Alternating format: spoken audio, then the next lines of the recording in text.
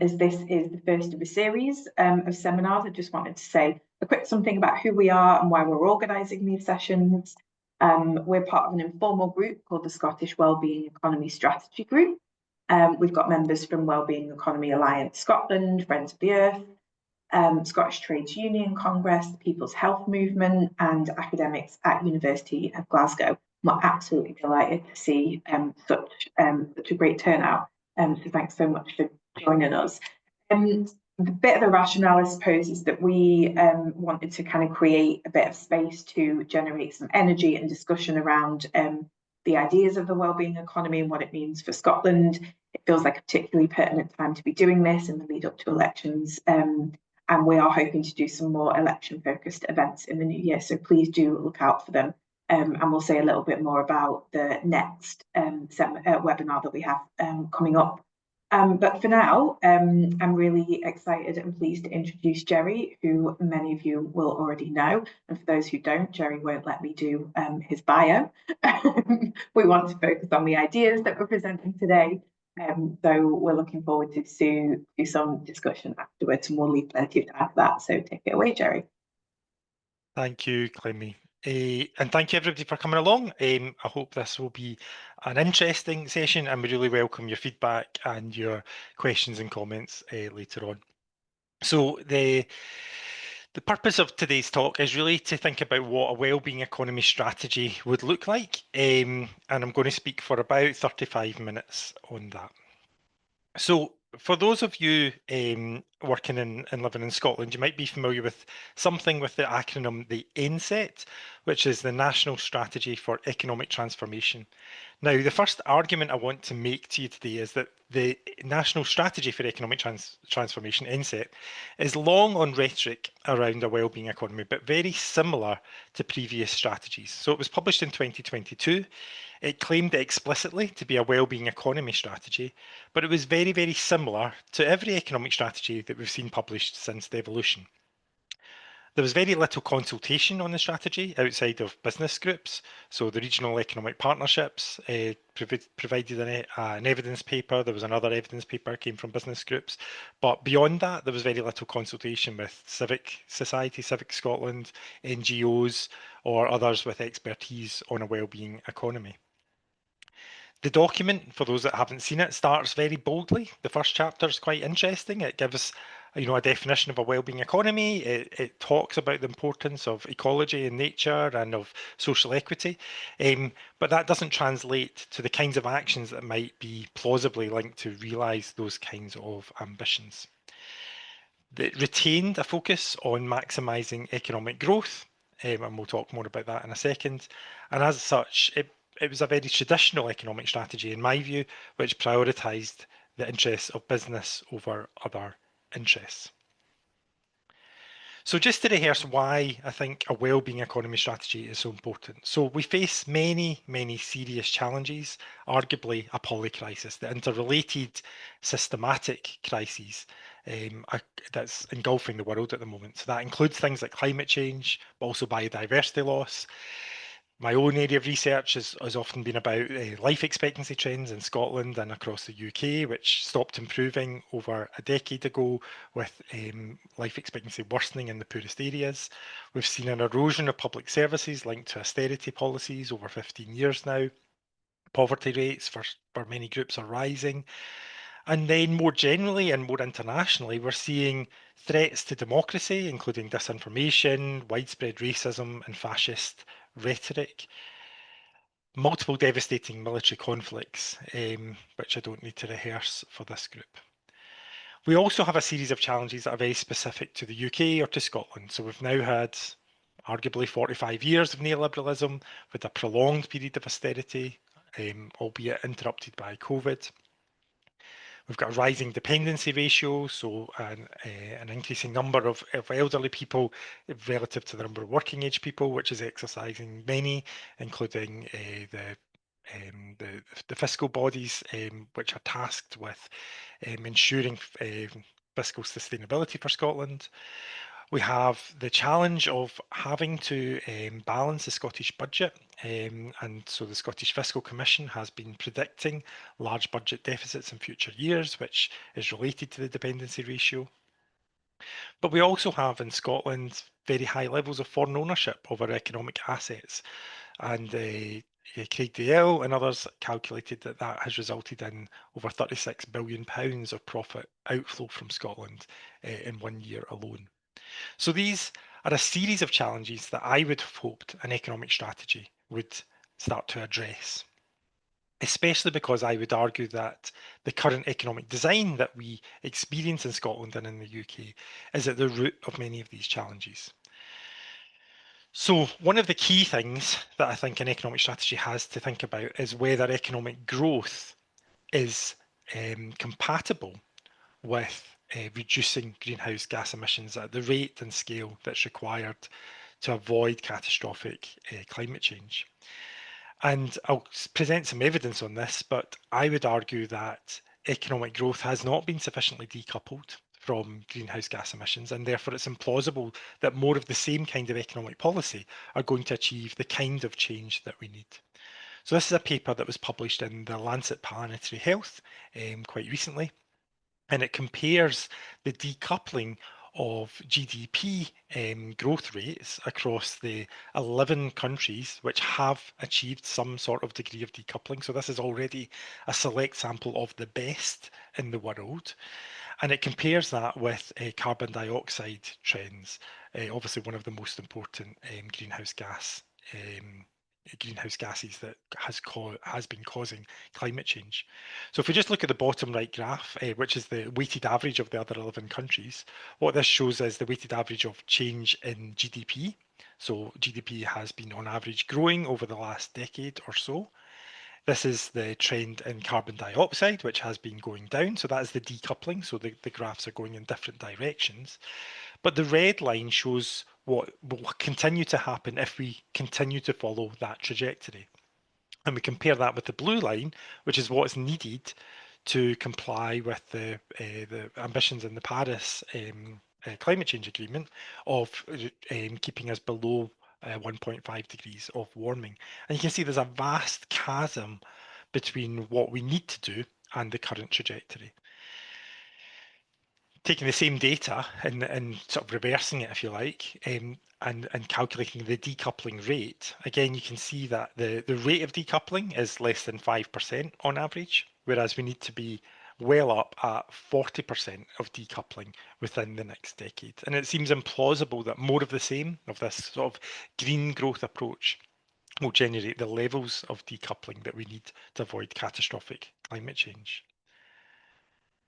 So why is that important? Well, if the economic strategy continues to talk about economic growth without some vastly different approach to decoupling, it's implausible that the inset and economic growth strategies in this way can be compatible with avoiding catastrophic climate change. Another reason why this classical approach, if you like, to economic strategies is a problem at the moment is that ecosystems and nature, thinking about biodiversity loss in particular, are seen and calculated as externalities to the economy. This means that we continue to degrade the planet's ecosystems on which we are completely dependent because they are not included in the economic calculations. They are not seen as integral to our survival. They are external to the economic system. And that is another huge problem in terms of the national strategy for economic transformation. I've already mentioned briefly the mortality trends, but we're now very clear that the cause of the stalled mortality trends, the stalled improvements in mortality trends, and the worsening of mortality for those living in the most deprived 20% of areas in Scotland is attributable directly to neoliberalism and austerity policies. So we've seen this trend in mortality that's been going down over the years, but until prior to 2012, but then thereafter there's been no improvements in England or in Scotland, and indeed for those in the poorest 20% of areas it's getting worse. And summarising a book that David Walsh and I wrote last year, we can be really clear now that the evidence shows that this economic strategy of austerity is very much behind these life expectancy and mortality trends. Thinking more generally, I think it's quite an easy argument to make now that this economic strategy, not just in Scotland, but this economic approach across the world has led to concentrated and very much under-regulated economic power and economic wealth being concentrated amongst a very small number of people, and that is being systematically used to erode our democratic structures, demonise minorities, and foster conspiracy theories. That's been done through economic power, so people sort of threatening governments, saying that we're going to remove our economic assets from countries if you don't do what we say, or whether it's Tufton Street think tanks funded by dark money, or whether it's the economic ownership by elites of the media that people get their news from more often than not now. And so that economic strategy of leading to concentrated wealth and concentrated ownership of companies is eroding our democracy at its very heart. And so again, I think an economic strategy, a wellbeing economy strategy worth its name, needs to respond to that. I've just finished reading this book by Eke Temelkuran, and she describes how Erdogan in Turkey came to power and the 7 steps that were involved in that. And this concentration of economic power and the erosion of democratic structures through it is one of those very clear steps. And we're very much on that trajectory in Scotland today.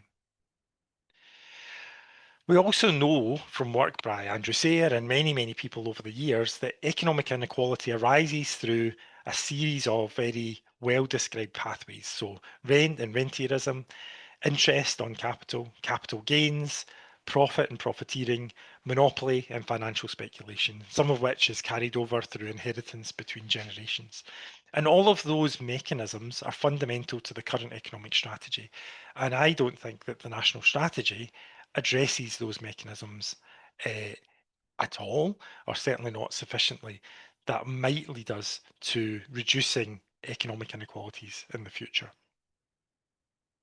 So what is a wellbeing economy?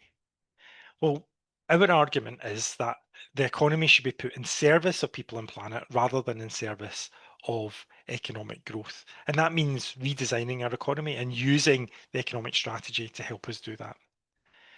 Currently, in the inset, the economy is conceptualized as a separate thing from political economy, from history, from power relationships, from ecology, and from people.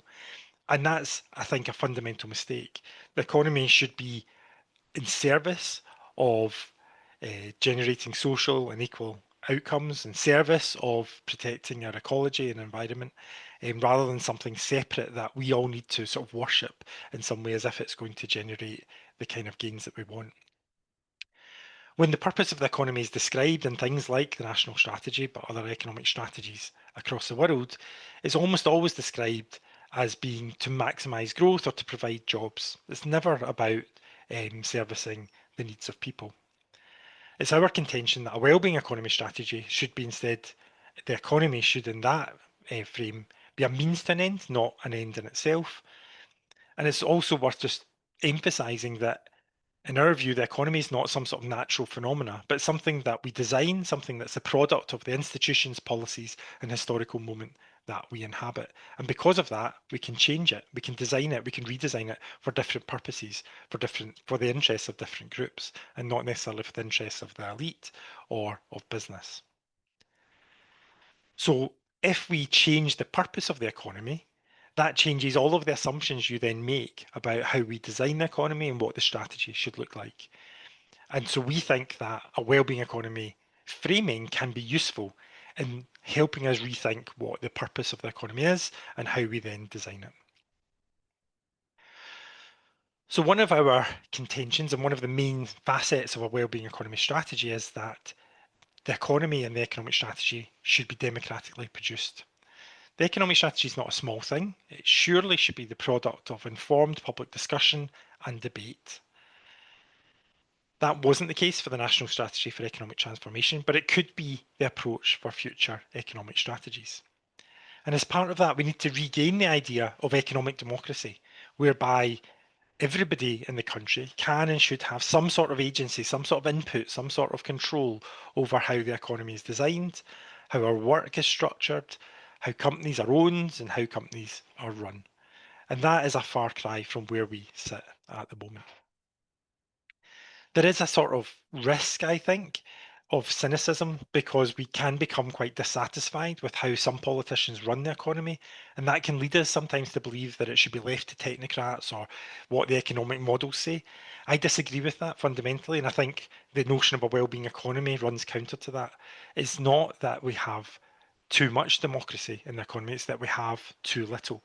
And we shouldn't let that dissatisfaction with how politicians run things at the moment lead us to think that we should leave it to technocrats. We need to democratise the economy, we need to democratise how we create economic strategies.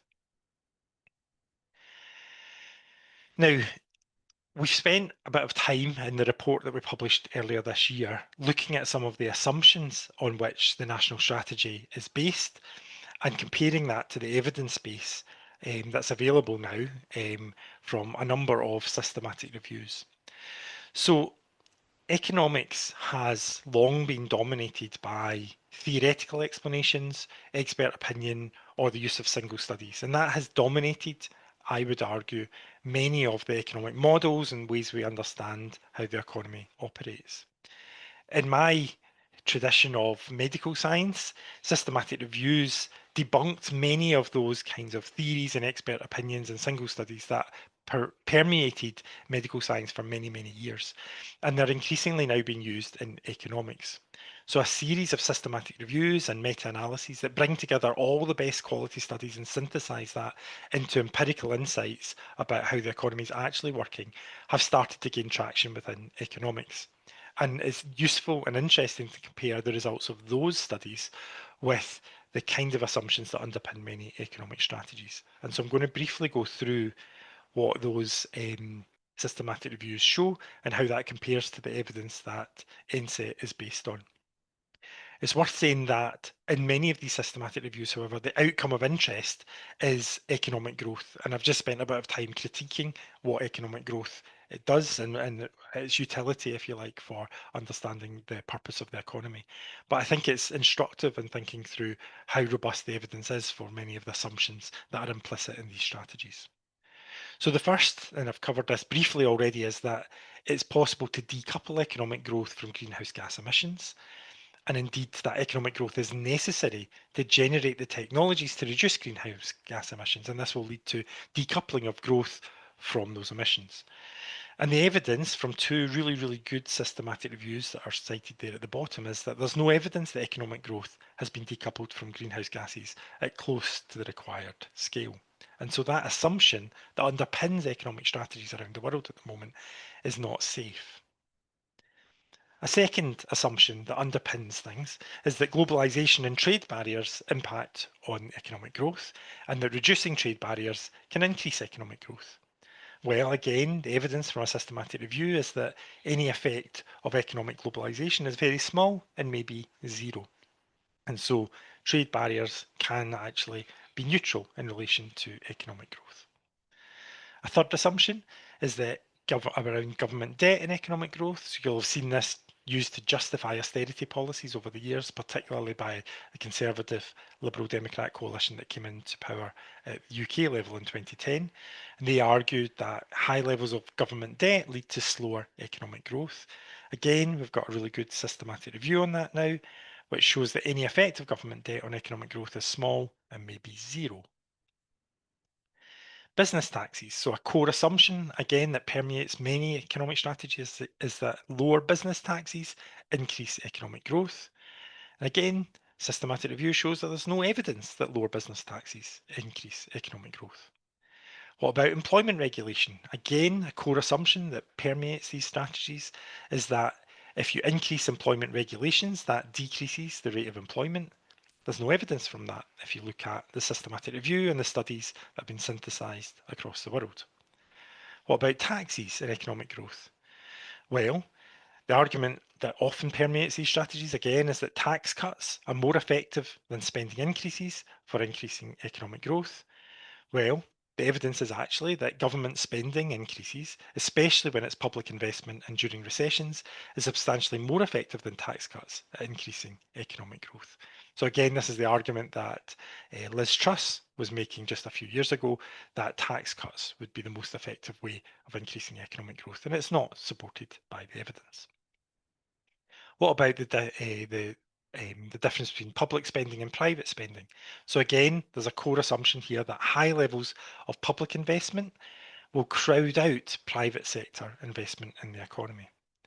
Again, from a systematic review, we have evidence that says that high levels of public investment actually increase private sector growth. By increasing the infrastructure within societies, that maximises the profits and the growth of private sector firms.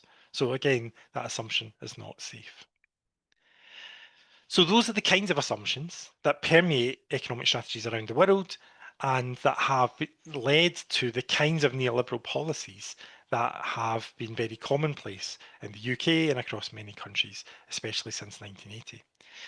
But there are a number of other economic assumptions that NSET and other economic strategies are based, which are not based on the best available evidence, but are less amenable to the sort of methods that systematic reviews can generate. So the evidence that systematic reviews can focus on is a very narrow question, a very precise question. So thinking more generally, I'm not able now to cite systematic review evidence, but you'll see this idea that growth will solve or is needed to solve our societal problems. Now, the evidence on this is that economic growth does increase the material goods and services available in society, but as I've tried to illustrate earlier on, it's also a core cause of the polycrisis that we face, especially in the mode of growth that we've seen, which it creates societal problems that then have to be mopped up as a form of failure demand by public services, especially when it creates economic inequality and concentrated wealth that erodes our democracy, especially when it's not decoupled and leads to greenhouse gas emissions and climate change. We also see this assumption that businesses are the wealth creators in society. There's never a morning on the news where you'll not hear this kind of idea quoted. The evidence on this is quite more nuanced than that. So obviously economic growth is a very poor measure of economic performance, and it conflates the creation of real value with value extraction. So if you simply are gaining rents from the ownership of land or buildings, that is counted as if that's wealth creation. So that's already problematic. But more often, as Mariana Mazzucato has illustrated, wealth creation can actually be tracked back to public investments in infrastructure or publicly funded research rather than private investment per se. And so this idea that we need to support businesses to create wealth in society, I think, again, is highly unsafe. An argument that the Scottish Government will often use is that economic growth is needed to fund public services and social security. And we can only pay for future demands on public services, pensions, if the economy continues to grow. So this is certainly more of an argument where you don't have independent monetary sovereignty and borrowing powers, as the Scottish Government have very limited borrowing powers, as you all know. However, it's also true to say that if we move from this idea of private luxury, where individuals have the goods and services to live the life of Riley, rather than those the majority population having access to high quality public services, then that can increase the provision of public services, and it also allows us to move towards a more sustainable future. I often use the example, and it's a very trite and sort of silly example, but if you have, a very, very wealthy street where people have their own hot tubs in the back garden, that's a very inefficient way of provisioning in society. Whereas if we have a high quality public swimming bath that, yes, has its hot tub and sauna attached to it, everybody can experience that public luxury, and it can do so with much less overall spending in society, much less waste and much less unnecessary greenhouse gas emissions. It's also true that the future sustainability of our public services depends not just on increasing the amount of money that's available, but reducing the amount of demand caused by current economic design, whether that's having high levels of homelessness, having high levels of health problems that are directly attributable, as I've mentioned, to the economic design that we have, whether that's having the demand for a high number of social workers because of social problems, again, caused by the economic inequality that we experience. So if we think again about how we can fund our public services and social security in a more public manner, how we can move towards public luxury rather than private luxury, and we can reduce failure demands in society, we have a much better chance of funding in a sustainable way our future public services. It's also worth emphasising that some areas of spending, particularly those areas that are currently controlled by the UK government, are highly unproductive. So the money spent on militarism and arms manufacture is a very, very poor way of generating employment in society, and there's a very good STUC report on that. Another argument that we hear a lot, both in Scotland and at UK level, is that raising income taxes too high reduces tax income in total, the so-called Laffer curve. The evidence for this is somewhat unclear, but it is clear that the recent Scottish Government income tax rises have not led to this effect. We've not seen people disappearing off to England to pay their income taxes there. We've not seen a reduced total tax take as a result of that. What about productivity? There's a core assumption that increasing labour productivity, the amount that every hour of labour produces, is always a good thing. Well, they can be a good thing if they reduce the amount of time and energy required to provision for our needs. That's certainly true. But it also depends on how we measure value. And sometimes, as I'm sure you all know, economic metrics can be very, very blunt and don't necessarily measure the quality. So it depends on how we measure value. We need to avoid damaging activities or unintended consequences, clearly, but there are risks that in this pursuit of increasing productivity that we intensify our work experience or we reduce unmeasured but important aspects of the work that we do. For example, in the provisioning of social care, it'd be quite easy to make us more productive, but the quality of care might well decrease. We would argue that resource productivity rather than labour productivity might be a better marker of progress in this regard. Another critique we have of the National Strategy for Economic Transformation, and it kind of gets back to this idea that businesses and economic growth will solve our problems, is that it celebrates successful businesses that are quite the opposite. And we use a few examples in our report on this, but I'm just going to briefly touch on one. And it'd be fair to say that even a cursory examination of the companies that the national strategy celebrates suggests to me that we should not consider these as successful models of the kinds of businesses we want to promote in Scotland. So Rockstar North gets a billing in the national strategy. For those that don't know, it's a video games company that was made famous for creating the video game Grand Theft Auto quite a few years ago now. Now, this particular video game has had lots of critique for lots of other reasons, so misogyny, violence, crime, racist overtones. But even on a narrower economic metric, it received £42 million in tax credits. It has made substantial profits over the years, but has paid absolutely no corporation tax up until 2018. That's the period where they were making those profits. So that's not the kind of company that I think we should be celebrating and trying to promote in our economic strategy. These are, frankly, rentierisms that we're seeing with those kind of companies. The other examples include companies that promote unsustainable international travel and the like. So, getting back to a more positive vision of what a wellbeing economy should look like and what that purpose should be. If we were to start from the desired outcomes of what an economy should look like and how it should be designed, we would start with a very different set of metrics and set of outcomes from what the national strategy is setting out to do, which is largely about maximising economic growth. So in our work, we've proposed the following: that the economy should be and society should be operating within planetary boundaries, and that ecosystems should be restored. We think that should be a core objective, a core outcome that the economic strategy should be trying to achieve. Secondly, we propose that material resource equity should be an outcome of interest, that everyone should have sufficient resources to live in comfort and to participate, and that they're equitably distributed. So we're going to get rid of poverty. That should be the aim of the economic strategy. Solidarity and democracy. So collectively, we should have an equal say in decision making, an equal stake in society, and experience the benefits equitably. Culture and knowledge, again, we think this is relevant to an economic strategy, that collectively the economic strategy should be there to support the experience of a flourishing culture and knowledge. The economic strategy, again, should be aiming to improve population health and reduce health inequalities.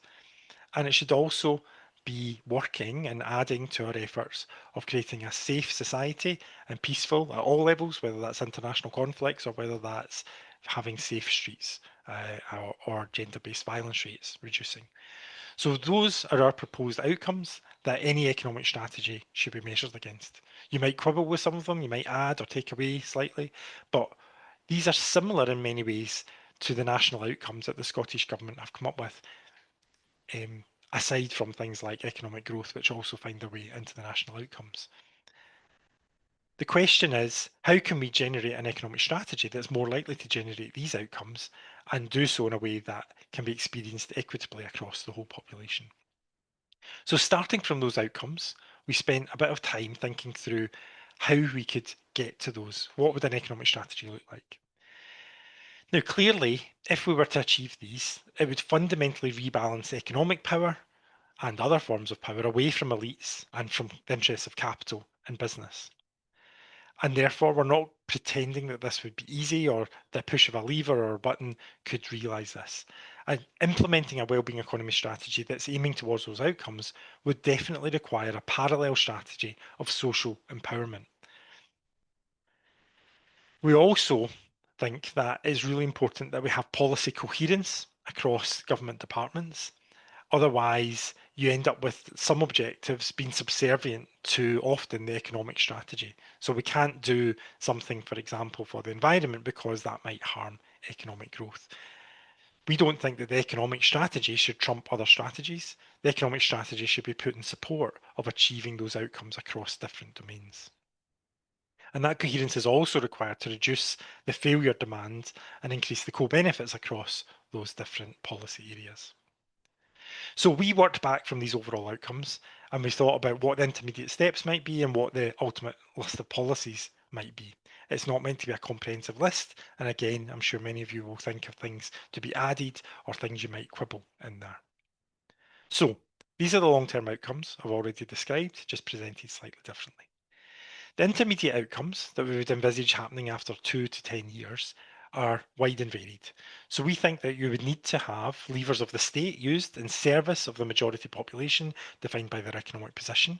It's a long-winded way, if you like, of saying that instead of the levers of state, the taxes, the regulations, the legislation being used to maximise economic growth, which ultimately is benefiting elites, they should instead be there to benefit the people in general. We think that achieving those long-term outcomes would require the ownership of finance and business to be more equitably distributed, that we would need a just transition, so communities and individuals affected by the degrowing sectors and industries are supported into new forms of employment and redeployment into growing areas of economic activity. We recognise that some areas would just need to be degrowed, i.e. they would need to be reduced in their size and the number of employees and the amount of work and business done in that area. And we can't get away from the fact that that includes the fossil fuel industries and the military.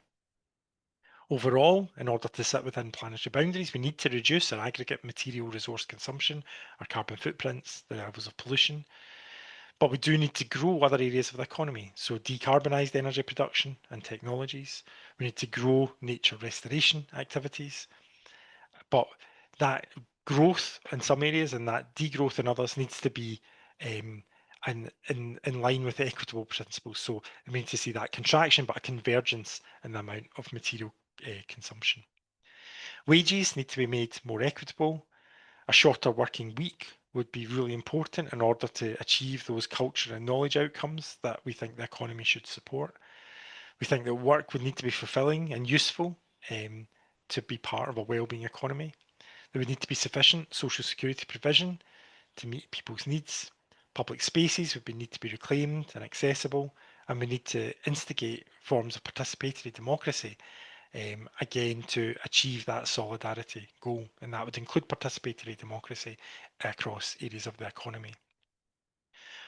We envisage that in order to move towards sufficiency and public luxury, we would need to achieve universal service provision and do that using a sustainable tax base. And in the short run, what kinds of policies, what kinds of actions would lead to these intermediate and longer term outcomes? So there's a lot of different things in here. And again, we don't pretend that this is a comprehensive list. So first of all, we think that we need to change this growth narrative, that growth will solve all our problems. We need to increase the plural ownership, so not just private ownership of our economic assets, so whether that's workers' cooperatives or municipalism or nationalisation. And that includes things like land, it includes social enterprises, cooperatives, encouraged by changes to property and land taxation and enhancing community ownership rights. Also part of that is increased public ownership of assets and industries, not least land, energy, housing and food, housing being particularly important in there. We think that it's really important that the voices of workers and service users become integral to the planning and delivery of publicly owned industries to maintain that solidarity and economic democracy. We think that an important route to much of this is to strengthen trade unions, reduce anti-trade union legislation, allow trade unions to flourish and to take more of a leadership role in how we design and plan and democratise our economy. Importantly, we need to address the different mechanisms of wealth accumulation, so rent, interest, profits, capital gains, speculation, and also do that across generations through inheritance taxes. We need better redistributive taxes. As we know, there's many flat rate taxes across society at the moment, like consumption taxes, like VAT, that don't do much to redistribute. We're supportive of ideas of selective industrial taxes in order to create a transition away from industries that are ecologically unsustainable and create failure demand towards industries that are more conducive to this kind of wellbeing economy future that we envisage. Clearly, we need to address international tax havens, tax evasion, tax avoidance mechanisms. We need to up the ante on business regulation and accountability to stop the creation of unintended consequences that the state has to pick up. We think that investment in the foundational economy is hugely important. There's a long list of aspects of the foundational economy, but it includes things like education, public services and utilities. We need to invest in nature restoration and invest in decarbonised energy and technology. So it's a long list and a complex kind of action plan, if you like. Now, we're not pretending at all that we have all the answers here. There are many, many uncertainties to what a wellbeing economy would look like and how it would operate. And what we're proposing is very, very different from what's in the National Strategy for Economic Transformation for Scotland, but also what you see in economic strategies across most other countries. And as such, there's lots and lots of uncertainties about what the impacts of such a change would be. But we need to balance that uncertainty, in my view, against the evidence of the impacts of the current economic system, which is not working. It's causing climate change, it's causing biodiversity loss, it's driving hugely wide inequalities in income, wealth and power across society. We have very high poverty rates. We need to balance those harms of the current economic system against the risks and the uncertainties of changing tack. We're also very aware that we're a group of people that have been sitting in a darkened room coming up with some of these ideas. And we think that economic strategies should be part and the product of a participatory process, a more democratic approach. However, we were very pleased to see that the Citizens' Assembly of Scotland, a really good example of that kind of participatory approach, their ambitions, their recommendations were very, very similar to the policy proposals that we put forward here. And so we think in many ways our proposals are more in line with the economic strategy that the Citizens' Assembly were envisaging than what appears in the NSET. But that's not to take away from the fact that we think that economic strategies in the future should be the product of democratic processes. We're also aware that there's not an economic model available at the moment that can look at the fiscal consequences of these kinds of policies, because they are based on the kinds of evidence that I have spent a bit of time today questioning and suggesting is not particularly safe. And so it's more important, I think, that we think in the future of how we build economic models, sort of how we can project the fiscal implications of economic policies that can take into account the costs and benefits across that wide range of different outcome areas, whether that's health or ecology and the environment. We're also hugely aware, and as I've mentioned already, that adopting a wellbeing economy strategy in this guise would represent a huge challenge to the current balance of power in Scotland. And so in order to get to the point of implementation, it would require deep democratic support in order to maintain progress against elite interests who would undoubtedly use their power to try and thwart any such changes. So before I wrap up, I just want to highlight some things that we think we haven't covered well at all in our thinking thus far. So we think there still needs to be a deep, deliberative and participatory process to gather collective views and intelligence across the population of what an economic design should look like, what an economic strategy should look like, and ways also of encouraging public scrutiny of that. We think that we also need to understand better how economic power in Scotland currently operates, how it's used to serve particular interests, and how that, in our view, is used to at the expense of the population at large. Importantly, we think that we need to develop a theory of social change and empowerment that could create the conditions and context in which this could become feasible, because at the moment we think that if this was to be proposed, elite interests would start to dominate and thwart it. And finally, we think that we need better academic models of fiscal consequences of different economic policies that use real world data and assumptions, that kind of systematic review level data that I was illustrating there, takes a systems approach in order to look at health, environmental and social consequences, and that is much more transparent and helpful in facilitating public debate and scrutiny.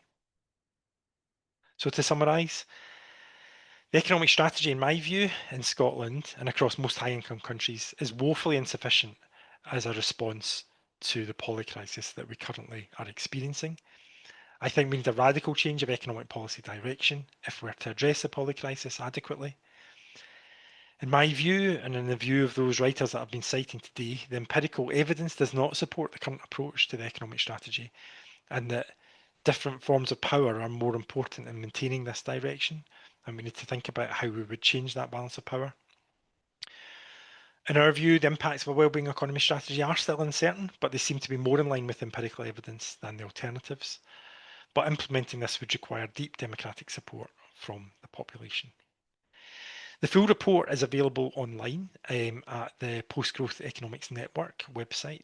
So it's called Evidence Review to Support the Development of a Wellbeing Economy Strategy in Scotland.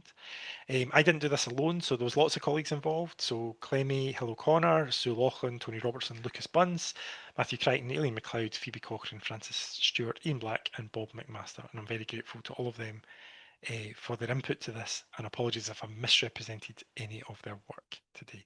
I'm going to hand back over to Clemmy to, I think, organise questions and things. Yeah. Do you want to stop sharing and then we can maybe switch to the spaces if people want to reveal themselves, as it were. So lots to take in there. Comments, questions. Who wants to kick off? If you just pop a hand up if you want to, otherwise Tony's going to keep an eye on the chat for us if there are any questions there. Have we done such a good job with no comments, no questions? There we go. I knew there'd be some. Okay, so Kat, your hand flew up first, so we'll go to you first. Thanks very much for that. Sorry, I'm not sure why my camera's not working. It was really helpful. I wanted to follow up on the need for deep deliberative processes to kind of engage the public. I guess I was wondering, A, if you have ideas about what those might look like and the type of resource required to support that, and B, like one of the things I worry about with some of those processes is that minority groups. It's hard to do democratically at population level and also think about the views of particular minority groups that might already be disadvantaged. So I wondered if you had thoughts on that.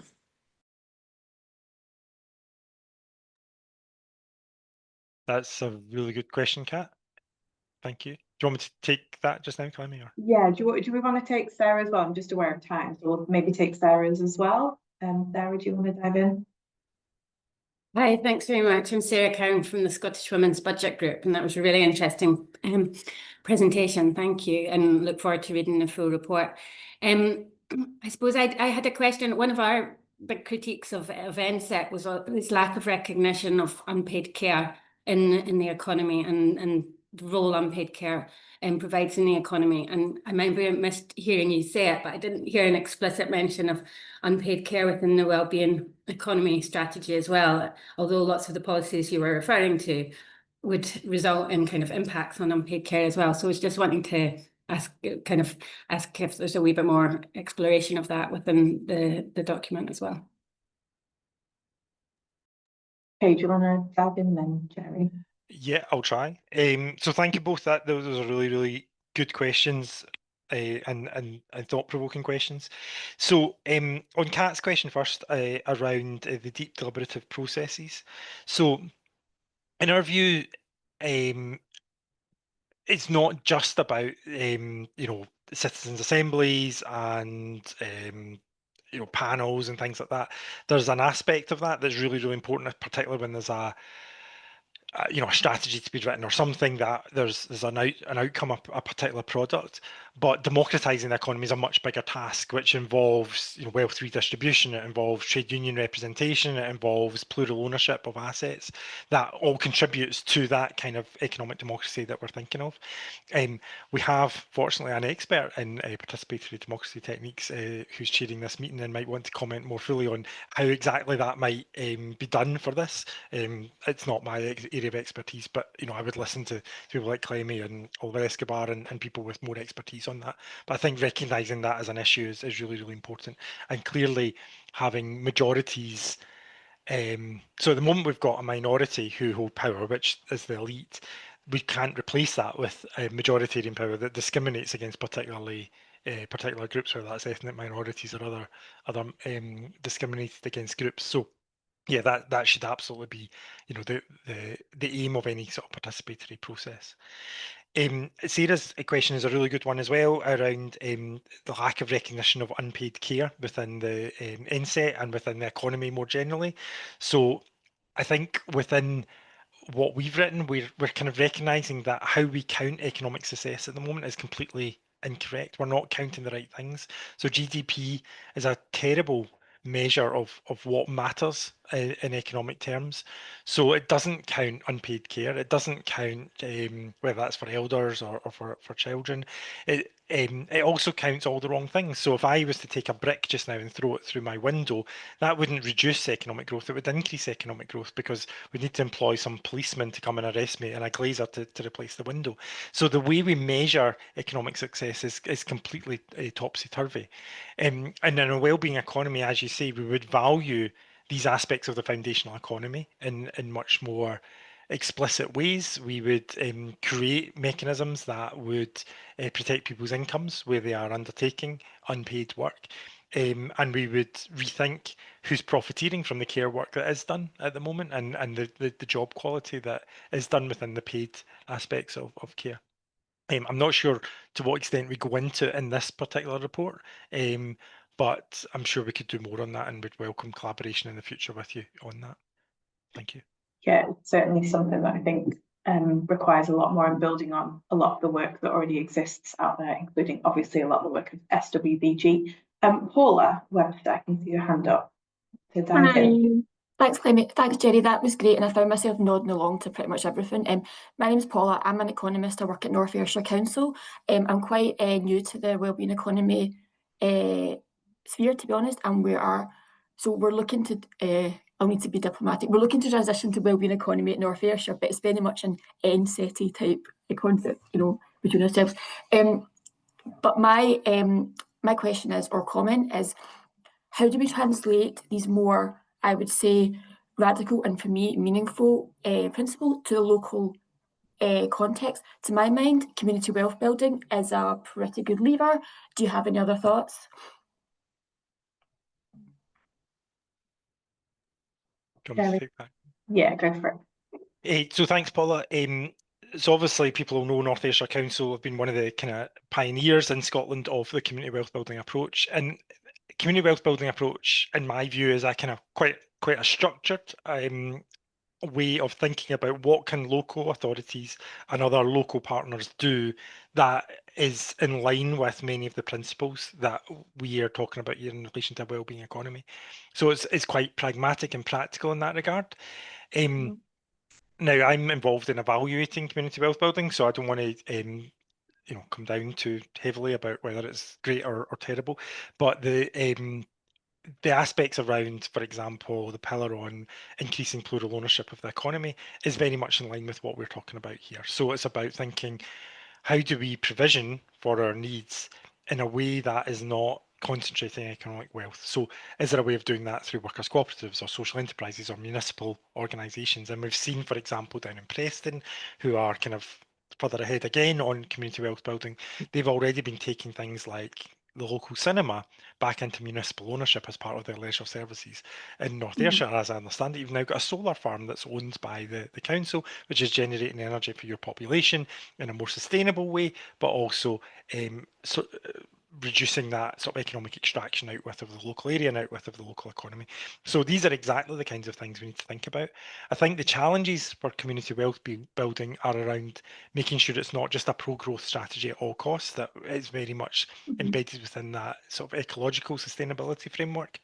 And I'm sure there are things that we could discuss around that. I suppose the last point I would say is that some of the pillars of community wealth building seem to be a wee bit more forgotten than others. So I've not seen much action across Scotland, for example, on the pension funds aspect. That's a big financial asset that the Strathclyde Pension Fund, the Lothian Pension Fund and others all hold at the moment. In my own institution in Glasgow University, there's been a lot of let's say, heated discussion around how the Glasgow University Pension Fund has been invested and not particularly ethically. And so we can all do more about how we put pressure on our institutions to use those financial assets better. Great. Thanks, everyone. Thanks. And there's a couple of questions in the comments. So Rob Noonan has asked, what steps do you think academics and public health practitioners can take to build support for a wellbeing economy? I think that's the million-dollar question. And then Marie McClelland is asking about, I suppose, again, kind of thinking about how do we sort of sell the approach within institutions, given that there's so much siloed working and lack of engagement, kind of how do you bring the culture change within institutions? So both quite chunky questions, and we have only got 5 minutes left. So yeah, see what you can do with that time, Gerry. So this is my fear with giving this kind of presentation, because it's as if I'm the expert in how do we make all this happen, and I don't claim to be at all. So I think many people in this sort of virtual room will have more expertise than I about how academics and public health practitioners can build support. Like, I've got some ideas, and that includes doing presentations like this and going out and supporting practitioners on the ground and speaking to politicians and speaking, there's a whole range of things that we can do, and we try and use the kind of strengths that we have within academia. So that is about research, it is about teaching, it is about supporting policy making processes, it's about informing the public, and we certainly do all of that as much as we can. But there'll be other ideas from the room about other things we can do, and so I wouldn't claim huge expertise. And I guess similarly to, is it Marie's question, how do we sell this approach? So I suppose I would point to the good work that some other institutions are doing. So we all have got like a training course that's online with lots of really engaging videos and bite-sized pieces of information and sort of policy briefs for different levels. So other institutions do this well, and I'm sure I don't know if you work for Glasgow City, there'll be approaches in there that I'm sure you would lean more towards. But it's tricky, and I think one of the problems we've had for a long time is that the economy has been seen as a specialist discipline and topic, both in academia but also in policy making, that experts do, and we are not allowed, the general public are not allowed an insight or or a say in how it's to be run. We're told that it's really important that we maximise economic growth, and the consequences for other policy domains, you know, we just need to suck it up because the economy dominates.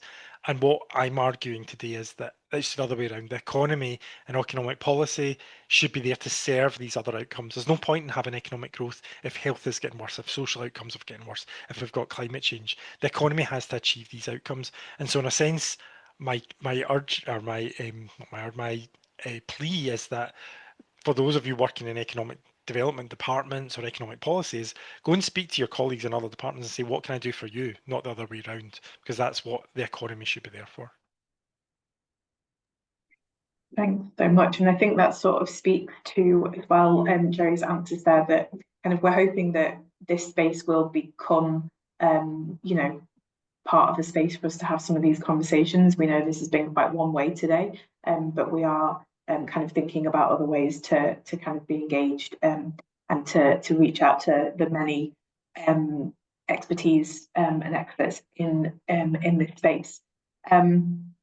So I'll hand over to Tony, who's just going to say a little bit about the next webinar that we've got coming up. Thanks, Clement. Thanks, Gerry. Yes, this is just a highlight that as part of this kind of webinar series, we've got a couple more kind of planned before the end of the year. In terms of advertising, we're going to start promoting this. A lot of you have asked to sign up to the mailing list, so you'll get an email about this. But we're going to do one on public pharma. So this idea of making a more kind of public ownership over the pharmaceutical industry. So this will be run again like a webinar on the 31st of October from 1 to 2:30. With colleagues from the People's Health Movement in Europe, who are linked into a large coalition in Europe looking at public pharma, and also Hope from Just Treatment, which is a UK-based organisation with the same aims. So this is part of a wider kind of set of activities over a number of days. So for those that are particularly, I guess, interested in the health aspect as one kind of measure of success of a society, the public pharma webinar will be part of a live session, so it'll be a hybrid one. So if you want to come to the in-person sort of session, then you can still get that first part from the webinar, but the second part will be more about action planning around how we might actually do this in Scotland. And then on the 1st and 2nd of November, we're looking at more sort of solidarity building and sort of strategic planning around a health manifesto for Scotland, which is something that the People's Health Movement has done over several years. And then on the Sunday of that, we've got our European colleagues that are focusing on this in a European kind of context. And for those that are coming from out with Scotland, then yeah, we're going to kind of show them around Glasgow a little bit and sort of touch on some of those subjects. So you've got the URL there, you've got the QR code, but again, I'll share this as part of the email that comes out after the webinar. But I guess just to wrap up, we're now at 1 o'clock, just to thank Gerry for doing the talk and for getting so many people to come today as well, and for Clemmy for excellent chairing as well. So thanks everybody for joining us, and we'll see you next time.